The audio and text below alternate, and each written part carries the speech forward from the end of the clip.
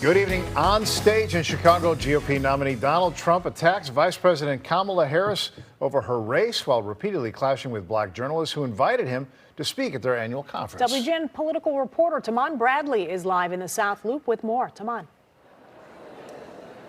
Hi, Lourdes and Ray. This annual gathering of black journalists became a campaign stop. Former President Trump answering questions, and things got heated quick when the former president was asked about things he's done and said.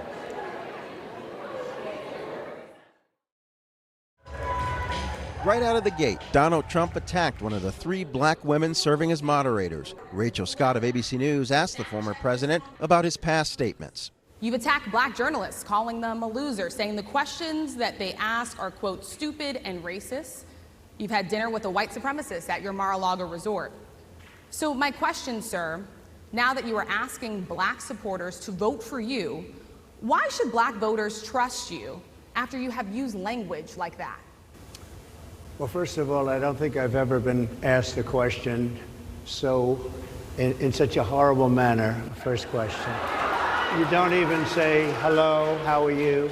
Are you with ABC? Because I think they're a fake news network, a terrible network. Trump was not done. He slammed organizers for the program not starting on time. We have you for a limited time, sir. I'd love to move on to different topics. Excuse you, you're the one that held me up for 35 minutes, just so you understand. In the room packed with black journalists, the Republican nominee for president questioned Democrat Kamala Harris's racial background. Harris's mother was from India, her father from Jamaica. She identifies as black and attended an HBCU.